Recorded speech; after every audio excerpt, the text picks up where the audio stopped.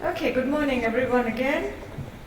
And I hope you are now rested and ready for the other acts in the play.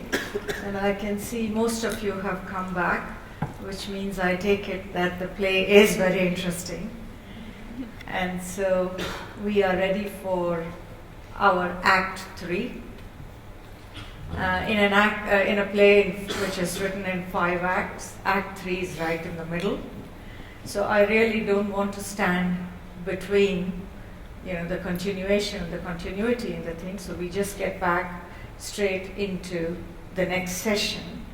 And we saw yesterday in Act 1 states of terror and art of resistance, which kind of opened up the big issues, the kind of world we live in, the kind of states that we face, and so on, and big questions about the role of art in social change and in bringing more freedoms.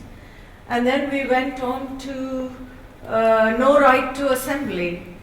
And we are always taught in schools and universities we have a right to assembly, but yesterday we saw how we have no right to assembly, and heard some very moving personal stories from people about what happens when they go on protests and what happens to protesters.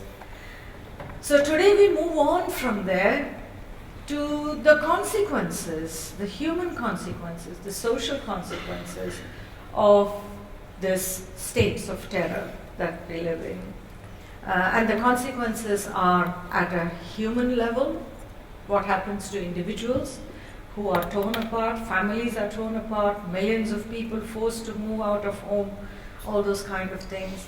There are also consequences that are historical, people who are displaced not only from their land and their homelands and their places, but also displaced from their histories, their cultures, their musics, their traditions, and the consequences of that, and the memories of the past. And when we consider how much the self in us, is constituted by our histories and cultures and our language, and when you see this mass displacement, millions of people being moving out, what are really the consequences of these kind of displacement? So we will look at some of those things in the next session. And then we go on to post-truth condition. I think I made a comment on the posting of everything, so we will come back to some of those issues, the ways in which the concepts and the thinking and the ideologies and the philosophies we use to actually understand that, and then we bring this to a conclusion in the last act.